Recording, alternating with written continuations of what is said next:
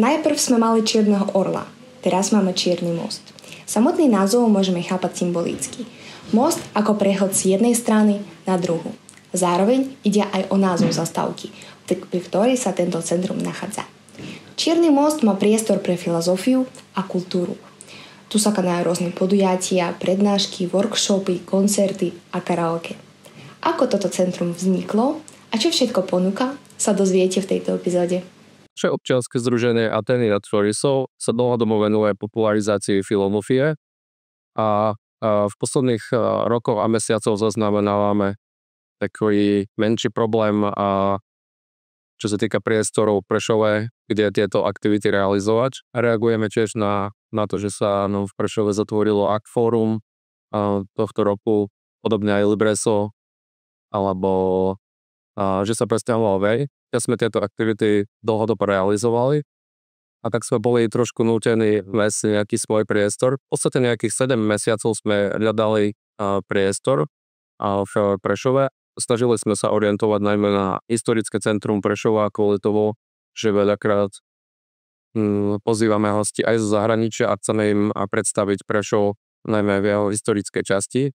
Mali sme záujem aj o nejaké mestské priestory, ale ten nám z kapacitných dôvodov a iných dôvodov nevyhovovali.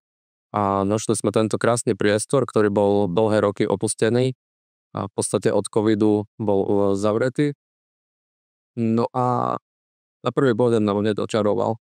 So samotným otvorením problém veľmi nebol, skôr bol problém dostať sa k tomu otvoreniu, lebo 95% práci to robili do it yourself.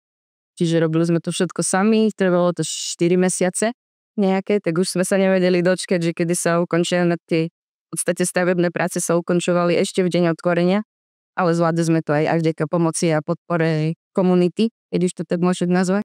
Na vzniku tohto mladého centra, ktorého slavnostné otvorenie konalo koncom októbra 2024 roku, sa podieľali aj obyvatelia Prešova. Aj teraz koná crowdfunding na zlepšenie priestorov. Vidíme tu jasný kontrast s predchádzajúcou epizódou, kde sme hovorili o centre s bohatou históriou a je podporovaným mestom. Teraz však hovoríme o mieste, ktoré len začalo svoju cestu.